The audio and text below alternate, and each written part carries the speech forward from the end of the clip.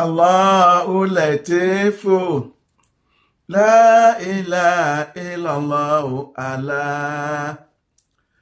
Allahu Latifu, la ilaha illallah, Allah. Allahu Latifu, la ilaha illallah, Allah. Allahu Latifu, la ilaha illallah, Allah. Ọba tó ń gbàdúrà, dákun má dojú àdúrà tiwa. Ọba tó ń gbàdúrà, tètè gbàdúrà gbogbo wa. Allahu Latifu, la ilaha illallah, Allah. Allahu Latifu, la ilaha illallah, Allah. Ọba tó ń ṣàánú èèyàn, dákun wá ṣe ìjọ àánú ẹ̀ wò wá. Ọba tó ń ṣàánú èèyàn, tètè ṣàánú ẹ̀ fún gbogbo wa. Allahu Latifu, la ilaha illallah, Allah. Allahu Latifu, la ilaha illallah, Allah. أعوذ بالله من الشيطان الرجيم. بسم الله الرحمن الرحيم. الحمد لله رب العالمين، الرحمن الرحيم، مالك يوم الدين. الحمد لله الذي خلق السماوات والأرض وجعل الظلمات والنور ثم الذين كفروا بربهم يعدلون. الحمد لله الذي أنزل على عبده الكتاب ولم يجعل له عوجا. والصلاة والسلام على رسوله الكريم وعلى آله وأصحابه ومن تبعه بالإحسان إلى يوم لا ينفع مال ولا بنون إلا من أتى الله بقلب سليم. أيها المستمعون الكرام في كل مكان، السلام عليكم ورحمة الله تعالى وبركاته. Gbogbo ọpẹ́ ó jẹ́ ti ọba ọlọ́pẹ́, ọba tí ọpẹ́ yẹ, ọba tó jẹ́ pé bá a fi gbogbo ilé dáná oúnjẹ kò ní bá ni jẹ́, bá a fi gbogbo ilé pọn mímu kò ní bá ni mú, ṣùgbọ́n kò sí nǹkan tó ń jẹ ju ọpẹ́ lọ. Ọba ẹni ọpẹ́ tó sì, Ọlọ́run ọba dúpẹ́. Ọba ẹni ọpẹ́ yẹ, Ọlọ́run ọba dúpẹ́. Ìkẹ́ àti ìgẹ̀ kó máa bá aṣíwájú ayé, aṣíwájú ọ̀run, Ànábì wa Muhammad sallallahu alayhi wa sallam. Àwọn aráalé rẹ̀ wọ́n yọ wọ́n nínú ìkẹ́ náà, àwọn sàhábà rẹ̀ wọ́n yọ wọ́n kúrò nínú ìkẹ́ náà. Bẹ́ẹ̀ ni gbogbo àwọn olólùfẹ́ Ànábì wa Muhammad sallallahu alayhi wa sallam, ọlọ́mọ yọ àwa náà kúrò nínú ìkẹ́ náà. A kí gbogbo àwọn àfáà wa, àwọn tí wọ́n fi ìmọ̀ sọ tiwa dire, àwọn tí wọ́n jẹ́ kí ayé máa pe àwa náà dá sọ̀rọ̀, àwọn tí wọ́n ru ẹrù ẹlẹ́rù tí wọ́n fa tiwọn lọ́wọ́. Báwo ni àwọn ọmọ ọlọ́mọ ti fẹ́ ṣoríire, ó ní wàhálà wọn. Báwo ni àwọn ọmọ ọlọ́mọ ti fẹ́ ṣoríire, ó ní ìdààmú wọn. Báwo ni àwọn ọmọ ọlọ́mọ ti fẹ́ ṣoríire, ó ní ìbànújẹ́ wọn. Wọ́n fi àwọn ọmọ tí wọ́n lẹ̀, wọ́n máa gbọ́ ti àwọn ọmọ ọlọ́mọ. Ọlọ́run bá gbogbo àwọn àfáà wa látòkè délẹ̀, gbogbo àwọn tó ti bọ́ sálẹ̀ kíámà, iwájú tí wọ́n kọjú sí, Ọlọ́run jẹ́ ó dáa. Èyí tí wọ́n mọ̀ọ́mọ̀ ṣẹ̀ nínú ẹ̀ṣẹ̀, bá ní foríjì wọn. Èyí tí wọn ò mọ̀ọ́mọ̀ tó yẹ pé àṣìṣe ni, Ọlọ́run bá ní parẹ́. Gbogbo àwọn àfáà wa tó wà káàkiri orígun mẹ́rẹ̀ẹ̀rin àgbáláyé, tí wọ́n ń kọ́ àwọn ọmọ lẹ́kọ̀ọ́ tọ́lọ́run, tí wọ́n ń kọ́ àwọn lẹ́kọ̀ọ́ tànábì wa Muhammad sallallahu alayhi wa sallam. Gbogbo ohun tí jí àpàdà sí aburú, ọlọ́mọdé kí wọ́n mọ̀ láéláé. Bí a kì í masha Allah la quwwata illa billah. Kéjọ olóríire ní ìjọ Allahu Latif. Ìjọ Allahu Latif, má jẹ́ kó dàrú Ọlọ́run, má jẹ́ kó bàjẹ́ Ọlọ́run, má jẹ́ kó túkọ̀ Ọlọ́run. Gbogbo ìjọ Islam lápapọ̀ Ọlọ́run, má jẹ́ ká dàrú, má jẹ́ ká bàjẹ́, má jẹ́ kó túká. Bí a kì í masha Allah la quwwata illa billah. Mo kí gbogbo ẹ̀yin olólùfẹ́ Allahu Latif káàkiri gbogbo àgbáláyé.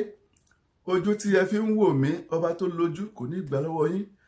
Etí tí ẹ fi ń gbọ́ mi, ọba tó létí kò ní gba etí náà lọ́wọ́ yín. Bẹ́ẹ̀ ni làákàyè tẹ́ fi ń bá a lọ, ọba tó ní ọgbọ́n tó ní òye tí máa ń fún yàn kò ní jẹ́ kó dàrú, kò ní jẹ́ kó bàjẹ́, kò ní jẹ́ kó yẹ̀. Bíyákìlá haúlà wàlà quwwata illa billahil aliyyil azim. Kí ni a fẹ́ gbéyẹ̀wò ní Bárkà Jímọ̀ tèní? Òun náà ni nǹkan tá à ń pè ní ọpẹ́. A fẹ́ dúpẹ́ fún Ọlọ́run. A fẹ́ sọ fún Ọlọ́run wípé èyí tó ṣe fún wa nínú oore àmọ́ kódà èyí tí ò tí ì ṣe fún wa tó yẹ pé oore ni a mọ̀ pé ó ṣe fún wa. Lẹ́yìn ìgbà tí a bá dúpẹ́ fún Ọlọ́run, a dẹ̀ fi àdúrà a fi kálẹ̀ torí pé Ọlọ́run bá ṣe oore tó pọ̀ fún wa. A gbọ́dọ̀ jẹ́ aláìmoore, a gbọ́dọ̀ jẹ́ àfibísú olóore. 2021 ọdún kan tó ní agbára ni, ṣùgbọ́n bí ọdún yìí ti lágbára tó, ó ní kí èmi àti ẹ oníkàlàjá. Wọ́n ní ó yẹ ká dúpẹ́, ó yẹ ká dúpẹ́. Àrá sán, atẹ́gùn fẹ́, bẹ́ẹ̀ ni ìjìjà gbé wa lọ. Ó yẹ ká fi ọpẹ́ fún Elédùmarè. Ó yẹ ká fi ọpẹ́ fún Ọlọ́run ọba Allah. Ó yẹ ká dúpẹ́ fún pé Ọlọ́run ọba ò ṣe. Ọlọ́run ọba dúpẹ́, Ọlọ́run ọba ò ṣe. Tó bá yẹ pé ọba tún ní nǹkan mẹ́ta lè fún ọ lẹ́yìn ọpẹ́ ni, àbá fún ọ. Ṣùgbọ́n ó ní ìwọ náà ló ní ọpẹ́ ló fẹ́ràn. Ó ní ọpẹ́ ló ń fẹ́ ká sá dúpẹ́. Ká fi ẹ̀mí wa hàn pé àmóore. Adúpẹ́, adúpẹ́ rírí, adúpẹ́, adúpẹ́ gbígbọ́, adúpẹ́, adúpẹ́, adúpẹ́ lílọ, adúpẹ́, adúpẹ́ bíbọ̀, adúpẹ́. Bẹ́ẹ̀ ni adúpẹ́ pa sùn, bẹ́ẹ̀ ni adúpẹ́ pa jí. Adúpẹ́ gbogbo tó ṣe fún wa nínú oore. Mélòó la fẹ́ kà nínú oore rẹ Ọlọ́run? Mélòó la fẹ́ kà nínú oore rẹ? Mélòó la mọ̀ nínú oore tó ṣe fún wa? Ààbò tó fi bò wá nínú ewu ọ̀sán, tó dáàbò bò wá láti ẹ mọ̀ pé ewu ń bẹ ńbẹ̀. Àwa kan kọjá lọ tí àkànrìn àkàntẹ̀ báṣubàṣu. Síbẹ̀ náà ò jẹ́ ká kó pẹ́ńpẹ́ ayé. Bẹ́ẹ̀ náà ni ààbò àti ìṣọ́rẹ lóru tá a ti sùn. Ogun ojú oorun ò pé kó gbé wa lọ. Ọlọ́run bá dúpẹ́. Mélòó la fẹ́ kà nínú oore rẹ? Àfi ká sá máa yàn, àfi ká sá máa dúpẹ́ wípé Ọlọ́run bá ó ṣe. Bá a bá ní ẹgbẹ̀rún ahọ́n kò tó yìn ọ́ lógo. Wàláì, Ọlọ́run bá ó ṣe, Ọlọ́run bá dúpẹ́. Torí pé a mọ̀ pé kò sí nǹkan kan tó fẹ́ tó ju ọpẹ́ lọ. Kò sí nǹkan kan tó fẹ́ ju pé ká fi hàn wípé àmóore lọ. A bẹ̀rẹ̀ 2021, a bẹ̀rẹ̀ rẹ̀ pẹ̀lú Bismillahirrahmanirrahim. Ó sì ní ká parí ẹ̀ pẹ̀lú alhamdulillahi rabbil alamin. Ságbára wa ni, sọ́gbọ́n wa ni, sẹ́ni máa ṣe wa ni, sówó wa ni, sẹ́run táǹkì ni, ṣáàdúrà tá ń ṣe ni. Kò rí bẹ́ẹ̀. Ọkàn mọ́mọ́ wo nínú àánú rẹ, ó fi àánú rẹ, ó fi ta wá lọ́rẹ. Ó fi àánú rẹ, ó fi jíǹkí wa. Ó fi àánú rẹ àti kẹ́ rẹ, ó fi kẹ́ wa. Àwọn náà wà nínú ẹni tó la ọdún yìí tó làjá. Ọlọ́run bá ó ṣe, Ọlọ́run bá dúpẹ́. A ní nǹkan míì tá a fẹ́ fún ọ tó ju ọpẹ́ lọ. Ká sì sọ fún ọ pé n tó ṣe fún wa lóore, àmọ́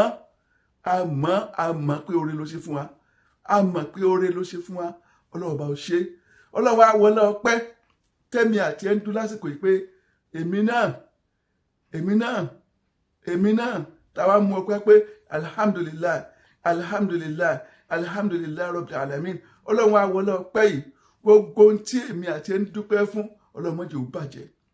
Gbogbo ohun tí èmi àti ẹ̀ ń dúpẹ́ fún, Ọlọ́run má jẹ́ kó bàjẹ́. Ọlọ́run wá wọlé ọpẹ́. Gbogbo ohun tí èmi ẹ̀tún á tó à ń fẹ́ tààrùn rẹ́wọ́ rasẹ̀ sí ọba Olódùmarè pé Ọlọ́run bá afẹ́ ilé yìí. Tí a ń rawọ́ rasẹ̀ sí ọba Allah pé Ọlọ́run bá afẹ́ ilé yìí. Ọlọ́run wá wọlé ọpẹ́ fi lé wa lọ́wọ́ pẹ̀lú rọrùn. 2022 tá a fẹ́ mú yìí ṣe lọ́dún ayọ̀ fún wa, ṣe lọ́dún owó fún wa, ṣe lọ́dún ìdùnnú fún wa. Ọlọ́run ọba àlékọ́lá ó bá ní sọ̀rọ̀ nínú Al-Qur'an Karim, Quran chapter 4 verse 147. Ó ní ba'da a'udhu billahi minash shaitanir rajim, bismillahir rahmanir rahim. Ọlọ́run ní ma yaf'alu Allahu bi'azabikum in shakartum wa amantum wa kana Allahu shakiran aliman. Ma yaf'alu Allahu bi'azabikum. Ọlọ́run ní kí n jẹ́ níyà kí mo fẹ́ fi ṣe. Ká ẹ béèrè nǹkan lọ́wọ́ mi kí n má fún yín kí mo fẹ́ fi ṣe. Gbogbo ń tẹ́ ń béèrè pátá ni mo ní. Kí n wá má fún yín kí mo fẹ́ fi ṣe. ẹ̀ ń ṣàkárí tó ń gbẹ pé tí mo ṣe fún yín ẹ̀ ń dúpẹ́ èyí tí mo ṣe fún yín ẹ̀ mọ́ lóore ẹ̀ mọ̀ pé mi ni mo ṣe ẹ̀ fi oore yín tì síbòmí ọ̀dọ̀ èmi Ọlọ́run bá lẹ́ fi tì sí pé Ọlọ́run bá ìwọ ni kò sẹ́lòmí ìwọ ni gbogbo ohun tí mo ní lóore lẹ́nìí gbogbo ibi tí mo dé lónìí gbogbo bí mo ṣe tó lónìí agbára mi kọ́ agbára rẹ ni ògo mi kọ́ ògo rẹ ni ọgbọ́n mi kọ́ ọgbọ́n rẹ ni ìmọ̀ mi kọ́ bẹ́ẹ̀ ni ìmọ̀ rẹ ni mo dúpẹ́ fún ọ máa ń yẹ fún alùláwọ̀ bíi azabikun kí n jẹ yín yà kí ni mo fẹ́ fi ṣe ẹ̀ ń ṣàkárìtòn tẹ́ ẹ bá mọ̀ pé wá tẹ́ ẹ bọ̀ pé wá àmọ́ntòn tẹ́ ẹ dẹ̀ mọ̀ pé èmi Ọlọ́run bá ni mo ṣe tẹ́ ẹ mọ̀ pé èmi Ọlọ́run bá ni mo ṣe ìjẹ́ yín yà yín kí ni mo fẹ́ fi ṣe tẹ́ ẹ dúpẹ́ tẹ́ ẹ mọ̀ pé èmi Ọlọ́run bá ni mo ṣe wà kánà lọ́wọ́ ṣàkìlánà ànímọ̀ torí wípé ọba tí máa gbọ́ pé tó dẹ̀ ní mímọ̀ ní mi Ọlọ́run bá torí di eléyìí èmi àti ẹ gbọ́dọ̀ dúpẹ́ fún Ọlọ́run kódà bá a bá ń bẹ Ọlọ́run bá lórí oore kan tí ọba tí ì ṣe fún wa kẹ́mi àti ọmọ wípé wàláì ó nídìí Ọlọ́run ò tí ì ṣe fún wa Ọlọ́run ọba ò kì í ṣe kankan pẹ̀lú àìnídìí gbogbo tọ́lọ́run bá ṣe pátápátá kò sí kankan tó ṣe tí ò dáa tó bá béèrè orí lọ́wọ́ Ọlọ́run tó bá fún ọ alihamudulilayi tó bá béèrè orí lọ́wọ́ Ọlọ́run tí ò bá fún ọ alihamudulilayi torí pé tó bá sọ di tóun fi fún ọ padà dúpẹ́ fún un kí n tó mọ lọ láàrin ẹ jẹ́ kí n sọ tán àwọn ọmọ òrukàn kan fún wa bàbá yìí ó bí ọmọ mẹ́ta àti ìyá yìí Ọlọ́run fi ọmọ mẹ́ta Ọlọ́run fi jíǹkí wọn láìpẹ́ láì jìnnà Ọlọ́run pa bàbá ó dẹ̀ pa ìyá àwọn ọmọ yìí dẹ̀ kéré àwọn ọmọ yìí struggle láti jẹ wọ́n struggle láti mu wọ́n ń wàhálà gbogbo jíjẹ wọn wàhálà ni ẹ̀gbọ́n wọn tó jẹ́ ẹ̀gbọ́n wọn àgbà á fi àwọn àbúrò rẹ̀ á fi sílẹ̀ nulẹ̀ á wá nǹkan tí wọ́n jẹ lọ ọwọ́ àdìjọ́ kan ẹ̀gbọ́n wọn wá jáde lọ ọwọ́ nǹkan tí wọ́n jẹ lọ ọwọ́ àdébì kan ibi tó dé ibi tí wọ́n ti ń ta àwọn nǹkan ìyẹ̀fun àwọn nǹkan bíi powder àwọn nǹkan bíi ground rice àwọn bíi yam flour àwọn nǹkan bíi wheat àwọn nǹkan bíi gàrí ọwọ́ àdébẹ̀ òní ẹ dákun ṣé ẹ lè gbà mí láyè kí n ṣiṣẹ́ kí n bá yín ṣiṣẹ́ látàárọ̀ dalẹ́ kẹ́ ẹ fún wa ní nǹkan tá a jẹ àwọn àbúrò mi ń bẹ nílé kò sí nǹkan tí wọ́n jẹ màdámù tí wọ́n ń ta àwọn nǹkan yìí ó bá tó bá ti lè ṣiṣẹ́ lágbára Ọlọ́run màdẹ́m tí màmí náà ṣe dáadáa ọmọ ìwà bẹ̀rẹ̀ sí ní bá ọmọ báyìí ṣiṣẹ́ látàárọ̀ nígbà tó di ọwọ́ ìrọ̀lẹ́ tí ọmọ yìí fẹ́ máa lọ àánú wá sí mọ́mọ́ pé ó láwọn àbúrò méjì ń bẹ nulẹ̀ ó wá di oúnjẹ fún láwọn nǹkan yẹ fún àwọn nǹkan tó lè tó wọ́n jẹ fún bí ọ̀sẹ̀ kan màmá ìgbé fún ọmọ ìwà inú rẹ̀ wá dùn pé ẹ mọ̀ ṣe ebi ọmọ nípa yín náà gbogbo bí táwọn ọmọ tí náà bá wà wọ́n mọ̀ pàdé aláàánú ọmọ ìwà gbé ìyẹ̀fun yìí ó gbé lérí ọlọlé pẹ̀lú ìdùnnú wípé at least ntí òun àtàwọn àbúrò òun táwọn jẹ ní ọ̀sẹ̀ kan Ọlọ́run bá ti ṣe ó kù díẹ̀ tí ọmọ yóò délé èjì ńlá kan bá dé atẹ́gùn ìbá fẹ́ bẹ́ẹ̀ ni ọmọ yìí struggle pẹ̀lú nǹkan tó rù pé atẹ́gùn ọ̀gbọ̀dọ̀ gbàdánù ìjì ọ̀gbọ̀dọ̀ gbàdánù bẹ́ẹ̀ ló ń dìímọ̀ nǹkan tó ló dìímọ̀ yà but unfortunately ìjì yìí gba kiri lọ́wọ́ ọmọ yìí ó dojú ẹ̀ bolẹ̀ atẹ́gùn bẹ̀rẹ̀ sí ní po kiri mọ́lẹ̀ ó kò mọ́lẹ̀ títí dé pé kò lè wúlò fún àwọn ọmọ yìí mọ́ ìbànújẹ́ bá ọmọ yìí sunkún ó ro wàhálà tó ṣe kó tó rí oúnjẹ ó wo wàhálà tí ń bẹ ńlé pẹ̀lú àwọn àbúrò tí wọ́n rántí pé tí wọ́n bilẹ̀ rẹ̀ pé ẹ̀gbọ́n wa kí ni ẹ bá rí bá mú mú kílẹ̀ rí bá ní mú bọ̀ tá a máa jẹ ìbànújẹ́ eléyìí pẹ̀lú ẹkún eléyìí ọba ọmọ yìí sunkún kíkorò níbi tí ọmọ yìí ti wá ń sunkún ọ̀rọ̀ tí mo dẹ́ ń sọ yìí nígbà ayé ànábì Sùláímánà alayhi salatu wassalam ní ló ṣẹlẹ̀ àwọn ìwà mú ọmọ yìí lọ sọ́dọ̀ ànábì Sùláímánà alayhi salatu wassalam wọ́n ní ọmọ yìí làwọn rí tí ń sunkún ó ní kò sí nǹkan táwọn jẹ òun gbìyànjú láti wá nǹkan tó wọn jẹ àtàwọn àbúrò òun Ọlọ́run dẹ̀ ṣe fóun ṣùgbọ́n òun kù díẹ̀ tó wọn wọlé atẹ́gùn kan fẹ́ gbogbo àwọn oúnjẹ ló gbàdà lọ́wọ́ òun èyí ni ìbànújẹ́ òun báwo làwọn ti fẹ́ ṣe báwo làwọn ti fẹ́ jẹ gẹ́gẹ́ bí adẹ̀sí mọ̀ pé àníwá Sùláímánà alayhi salam nínú agbára tí Ọlọ́run bá àlékèọlá tó fún òun náà ni pé ó ń bá ẹyẹ sọ̀rọ̀ ó ń bá ẹranko sọ̀rọ̀ ó ń bá àlìjẹ̀nú sọ̀rọ̀ ó tún kọ̀mándì atẹ́gùn ló bá kọ̀mándì ìjì ìwọ ìjì kí ló dé ọmọ òrukàn làwọn ọmọ yìí ẹgbẹ́ wọn ló ń struggle láti pé báwo ni àwọn àbúrò wọn ti fẹ́ jẹun, kí ló lè tó gbá oúnjẹ dànù. Èjì ní bẹ́ẹ̀ ni ó ní Ọlọ́run ọba àlékiọlá ló rán pé kò wọ́n lọ gbọ́ oúnjẹ wọn dànù. Kí ló dé? Ó ní oúnjẹ táwọn tí ń gbé fún àwọn ọmọ ẹ̀ tí wọ́n lọ jẹ́nulé, ó ní poison bẹ́ẹ̀ tí àwọn ọmọ yìí àti àbúrò tí wọ́n bá fi lè jẹ́ àwọn mẹ́tẹ̀ẹ̀ta ní òkú dànù. Ọlọ́run ò sì fẹ́ kí wọ́n kú, ó fẹ́ kẹ́mi wọ́n gùn. Lọ́wọ́ ní kó wọn lọ gba gbogbo ọ̀nà kó wọn gbóúnjẹ kó wọn kó oúnjẹ dànù. Ìyẹn ni wípé tí èmi àti ẹ bá ń bẹ lọ́wọ́ bá fún kankan tọ́lọ́run ọba fún ilé wa lọ, ó nídìí tọ́lọ́run fún ilé wa lọ. Bóyá aburú kan bẹ́ẹ̀ bóyá wàhálà kan bẹ́ẹ̀ bóyá àsìkò etí ìtò ẹ̀kọ́ lọ́wọ́ bá fún wa. Ẹ wo ṣe ara ọmọ yẹn wá balẹ̀ nígbà tó gbọ́ ìpè ṣé ìyá tó fún àwọn olóúnjẹ ló fi poison sí ni àbí ìyá náà ò tiẹ̀ poison bẹ́ẹ̀ bóyá ìyá náà mọ̀ pé nǹkan tó lè pa àyàn bóyá kò mọ̀ pé bẹ́ẹ̀ ṣùgbọ́n Ọlọ́run bá àlékiọlá ti mọ̀ pé nǹkan tó mọ̀ ìgbé dání nǹkan tí ó pa wọn ni. Òun ò ní jẹ́ kí wọ́n jẹ. Ìwà sẹ́gun ìrànṣẹ́ mi lọ gbá oúnjẹ yìí lọ gbà dànù. Ìyẹn fi ń hèmi àti ẹ wípé gbogbo nǹkan tèmi àti ẹ bá béèrè iwájú Ọlọ́run tọ́lọ́run ọba tí ì fún wa ó nídìí. Tá a bá béèrè 2025 gbogbo nǹkan tá a bá béèrè tọ́lọ́run ọba tí ì fún wa tá a bá ti mọ̀ pé Ọlọ́run ọba ní ó ṣe é ń ṣàkárí tó ń adúpẹ́ tó ṣe fún wa wà àmọ́ntòn àdèmọ̀pọ̀ Ọlọ́run ní ó ṣe é. Wa kana Allahu shakiran aliman. Ọba tí ó tọba tó lọ́pẹ́, ọba tí máa gbọ́pẹ́, ọba tó fẹ́ràn ọpẹ́, ọba tó sì mọ̀ ọba tó mọ̀ wá ní Ọlọ́run. Nítorí ìdí eléyìí ẹ má jẹ́ ká rò wípé kí ni Ọlọ́run ṣe fún akínlá fẹ́ dúpẹ́ fún, kí ni Ọlọ́run bá ṣe fún akínlá fẹ́ dúpẹ́ fún. Ẹlòmíì máa ń rò bẹ́ẹ̀ pé kẹ́dùbò gbogbo tí mo bèrè 2021 ògbó Ọlọ́run ṣe ń bẹ̀ nígbà tí wàá ṣe kí ni mo fẹ́ dúpẹ́, mo fẹ́ ọpẹ́ ò mo fẹ́ máa fún Ọlọ́run bá ṣe mẹ́wàá, Ọlọ́run bá sógo fún ọ, Ọlọ́run bá sọgbọ̀n fún ọ. Ọlọ́run ni wàá ń ta ọdún ní ni'matallahi la tuhsuha. Tó bá ní kó o máa ka èrè gan oore tó ṣe fún ọ, tó bá ní kó o máa kà níjọ́ tó là ọ́ nínú ewu tí wọ́n mọ̀, ewu ńlá níjọ́ tó là ọ́ tí wọ́n mọ̀, nítorí tó lè ba ayé èèyàn jẹ́ tó lọ ń gbé fún ọ yálà lọ́sàn-án ni yálà lóru ni tí wò ó tiẹ̀ mọ̀ gbélé pé ó dúpẹ́ fọlọ́run, tó ò tiẹ̀ mọ̀ gbélé pé ó dúpẹ́ fọlọ́run. Àìmọye nǹkan lọ́lọ́run bá ṣe lóore fún Fẹ́mi àti ẹ tá a lè dúpẹ́ tán. Èmi àti á bọ̀ sí tọ́ílẹ̀tì á tú ṣòkòtò á tọ́ yà ọpẹ́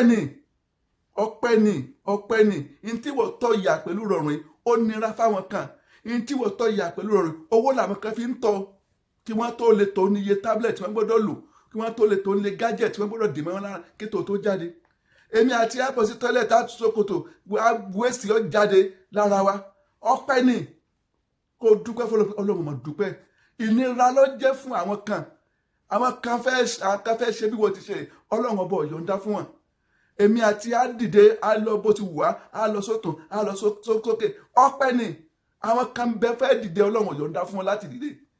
Èmi àti ẹni gbogbo tó bá wù wá là ń wò là ń rí. Ọpẹ́ ni àwọn kan fẹ́ wò wọn ò rí wò, àwọn kan fẹ́ rí wọn ò rí rí. Èmi àti á yanu ọ̀rọ̀ ń jáde ńbẹ̀. Ọpẹ́ ni àwọn kan lanu pé kọ́rọ̀ jáde, ọ̀rọ̀ jáde wọn à sì bí wọn bẹ́ẹ̀. Èmi àti ẹdẹ tí lè báyìí gbogbo àti ń tà àmọ̀túmọ̀ rẹ̀ àti ń tà àmọ̀túmọ̀ rẹ̀ gbogbo ẹ̀ là ń gbọ́. Ọpẹ́ ni níwájú Ọlọ́run. Àwọn kan gbé etí sóńtì gbàgàdà wàláhì wọn ọgbọ́n kankan.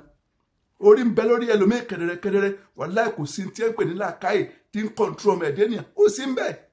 Ó bá wù abọ́ hòhò, bó bá wù àmọ́ jóńtà, tó bá wù àmọ́ pàtẹ́wọ́, bó bá wù àmọ́ gbogbo tó bá wù ní ọmọ ṣe torí pé kò sí làákàyè bẹ́ẹ̀. Ọwọ́ aṣọ wa ronú Ọlọ́run ò sí nǹkan fún ọ. Gbogbo eléyìí tọ́lọ́run bá ṣe yìí ńkọ́, gbogbo eléyìí tọ́lọ́run bá ṣe yìí ńkọ́, oúnjẹ nírọ̀rùn, òmu nírọ̀rùn, ọ̀nà nírọ̀rùn, òun lò nírọ̀rùn, ó fún ọ lọ́mọ, ó fún ọ lọ́kọ, ó fún ọ láya, ó fún ọ nílé. Alhamdulillahi rabbil alamin. Ọlọ́run bá ó ṣe, Ọlọ́run bá dúpẹ́, a lè dúpẹ́ tán. Ọlọ́run bá ó ṣe, Ọlọ́run bá dúpẹ́.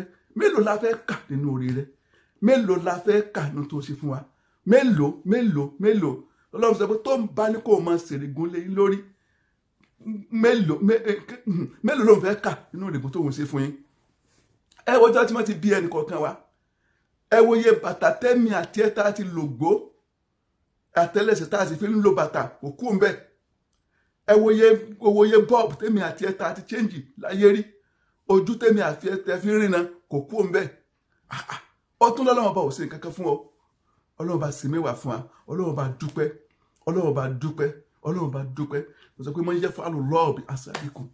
bí azabikon kí n jẹ́ yíyà kí mo fẹ́ fi ṣe kẹ́ ẹ bẹ̀ mí kí n má fún yín kí mo fẹ́ fi ṣe kẹ́ ẹ pè mí kí n má dáhùn kí mo fẹ́ fi ṣe ẹ̀yin ṣàkàtàn tẹ́ ẹ bá ti ń dúpẹ́ tí mo ṣe ọlọ́run bá dúpẹ́ tó ṣe adúpẹ́ tó tí ì ṣe adúpẹ́ tó ti ṣe sẹ́yìn adúpẹ́ tó tún ṣe ọlọ́run bá dúpẹ́ ọlọ́run bá àmọ̀ pé wọ́n ló ṣe àmórí ọlọ́run bá dúpẹ́ ọlọ́run bá dúpẹ́ ìyí tó bá kù tó tí ì ṣe àmọ̀ pé ìdí kan ló fi tí ì ṣe a sì mọ̀ pé ó padà ṣe fún wa ọlọ́run bá dákun ọlọ́run bá dákun ọlọ́run bá dákun lẹ́yìn bàtà tí wàá dúpẹ́ tán àwa fẹ́ kó sínú 2021 ní pẹ̀lú ògùn ọlọ́run jímọ̀ ọjọ́ mẹ́jọ òní 2020 a fẹ́ kó sínú 2022 jímọ̀ ọjọ́ mẹ́jọ òní 2022 ní láti kó sí àwa fi títóbi rẹ̀ a fi bì ọ́ a fi ìjọ kan ṣoṣo rẹ̀ a fi bì ọ́ a fi ọlá ńlá rẹ̀ a fi bì ọ́ a fi sóríjà láàlì rẹ̀ a fi bì ọ́ 2022 yìí ọlọ́run ṣe lọ́dún ọdún ayọ̀ fún wa ṣe lọ́dún òdùnnú fún wa ṣe lọ́dún gbígbàdúrà fún wa ṣe lọ́dún ọ̀kẹ́ fún wa ṣe lọ́dún ọlá fún wa ìwọ náà ló kúkú ṣe ìta lò táyìn agbára wa kọ́ gẹ́gẹ́ bí nǹkan tí mo sọ àánú rẹ̀ la rí gbà àánú tá a wá rí gbà náà fi àánú rẹ̀ fi jẹ́ ká fi wọ 2022 yìí ìkẹ́ rẹ̀ jẹ́ ká fi wọ 2022 yìí ọlá rẹ̀ jẹ́ ká fi wọ 2022 yìí kí 2022 yìí kó máa jẹ́ ọdún ọlá fún wa kó máa jẹ́ ọdún owó fún wa kó máa jẹ́ ọdún gbígbàdúrà fún wa kó máa jẹ́ ọdún ìkẹ́ fún wa kó máa jẹ́ ọdún ayọ̀ fún wa kó máa jẹ́ ọdún ìlékún ní dáadáa síwájú ọlọ́run ọdún ìlékún nínú ìpayà síwájú ìpayà ọlọ́run kó máa jẹ́ ọdún ìlékún nínú ìmánì síwájú ọlọ́run kó máa jẹ́ ọdún ìlékún nínú ìbádà síwájú ọlọ́run kó máa jẹ́ ọdún ìsìjábà fún wa bíákìlá hàwùlà wàlà quwwata ìllà bíllàhì ìlà sí ọlọ́run bá aláàánú jùlọ àti dúpẹ́ tó ṣe fún wa wá wọlé ọpẹ́ èyí tá à ń rawọ́ raṣẹ̀ sí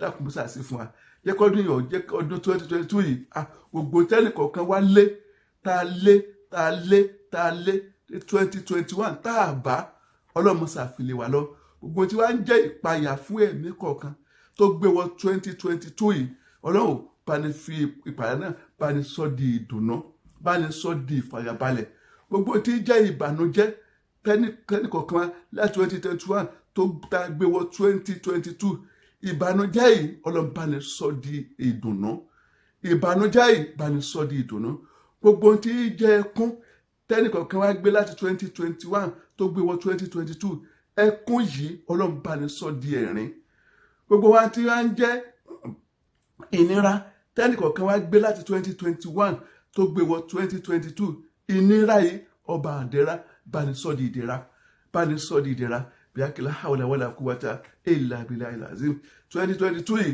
ọlọ́run a bẹ̀ ọ́ a dúpẹ́ fún ọ lẹ́ẹ̀kan sí ọlọ́run bá dúpẹ́ fún ọ lẹ́ẹ̀kan sí ọlọ́run bá dúpẹ́ fún ọ gbogbo àwọn followers wa pátá mo bá yín dúpẹ́ fún ọlọ́run ọba tó là wá yọ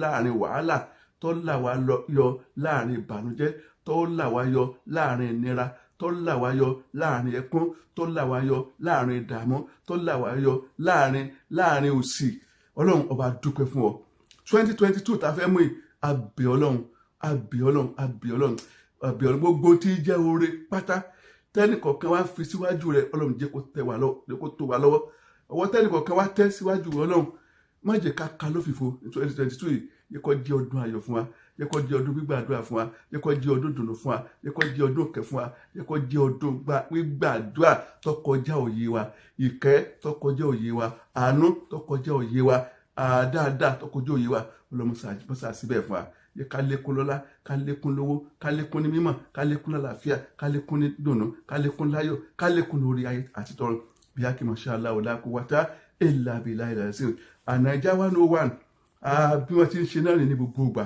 ọlọ́run má jẹ́ kí iléeṣẹ́ náà bàjẹ́ iléeṣẹ́ Naija 101 má jẹ́ kí iléeṣẹ́ náà dàrú iléeṣẹ́ Naija 101 má jẹ́ kí iléeṣẹ́ náà jóná ọlọ́run 2022 ìbámi síjú àánú rẹ̀ wò wọ́n àti ọbẹ̀ látòrí bàbá Godfather tó jẹ́ pé ọlọ́run fi ṣe olùdásílẹ̀ Naija 101.1 Naija FM bàbá náà ọlọ́mọ bíọ́nú àánú rẹ̀ apadà sí aburú mọ́jọ bá bàbá náà apadà sí ìgbà mọ́jọ bá bàbá náà gbogbo tó wá sí lóore fún bàbá náà ọlọ́run má jẹ́ kí bànújẹ́ ráyè bí kankan bí ọlọ́run bá mi ṣàlékún kẹ́ wọn bá mi ṣàlékún ọlá wọn bá mi ṣàlékún gbígbàdúrà wọn bá mi ṣàlékún òdùnnú wọn bá mi ṣàlékún gbogbo dáadáa wọn bí a kì í masha Allah la quwwata illa billah Sheikh Abdulrasaq ọlọ́run bá mi gbàdúrà rẹ̀, bá mi dúró tì í, má bà nǹkan rẹ̀ jẹ́.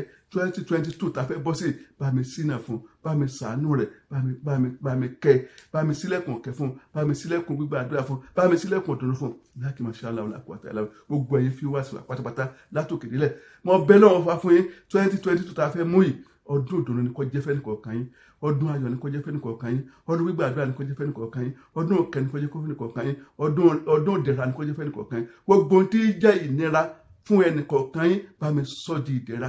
Gbogbo tí jẹ́ ẹkún fún ẹnìkọ̀ọ̀kan yín, bá mi sọ di ẹ̀rín. Gbogbo tí jẹ́ ìbànújẹ́ fún ẹnìkọ̀ọ̀kan yín, bá mi sọ dayọ̀. Bíákì masha Allah la quwwata illa billah. Gbogbo tí wàá tọrọ fún yín, Ọlọ́run jẹ́ kó rí bẹ́ẹ̀ fi mi rẹ̀. Bíákì masha Allah la quwwata illa billah. Èmi ọmọ yín, èmi ọ̀rẹ́ yín, Alhaji Nasruddin Fọlọ́nṣọ́ Salman, tí mo jẹ́ Amiru Allahu Lateef. Èmi náà ni mo ti ń bá yín sọ̀rọ̀ lọ láti bí ìṣẹ́jú mélòó kan sẹ́yìn. Ẹ lè pè mí sí orí aago 07960440381, 07960440381, 07960440381. Iléeṣẹ́ alálùbáríkà tí ń gbé omi sí afẹ́fẹ́ fún Barika Jimoh, òun náà ni Naija 101.1 Naija FM. Wọ́n jí iléeṣẹ́ náà bàjẹ́, wọ́n jí iléeṣẹ́ náà dàrú, wọ́n jí iléeṣẹ́ náà jóná. Ó bẹ látòrí Godfather ẹ̀ka lè gbogbo àwọn ìṣẹ́ tí ń ṣẹlẹ̀ iṣẹ́ náà. Ọlọ́run bá mi wà pẹ̀lú yín, má jẹ́ ká ẹ̀ sì ṣe, má jẹ́ ká ẹ̀ sì sọ, má jẹ́ kan mara yóò sì yìnbọn. Lẹ́ẹ̀kan sí òkè olóòtú mi ṣe Abdulrasaq alias Anabi Jose. Àpadà sí aburú, àpadà sí ìgbà, mọ́jọ bá yín láéláé. Àpadà sí aburú, àpadà sí ìgbà, mọ́jọ bá yín láéláé. Bíákì masha Allah la quwwata illa billahil aliyyil azim.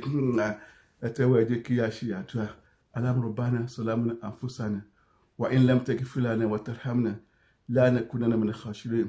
اللهم ربنا لا تزغ قلوبنا بعد إذ هديتنا وهب لنا من لدنك رحمة إنك أنت الوهاب. اللهم ربنا آتنا في الدنيا حسنة وفي الآخرة حسنة وقنا عذاب النار. سبحان ربك رب العزة عما يصفون وسلام على المرسلين والحمد لله رب العالمين. صلوا على النبي الكريم صلى الله عليه وسلم.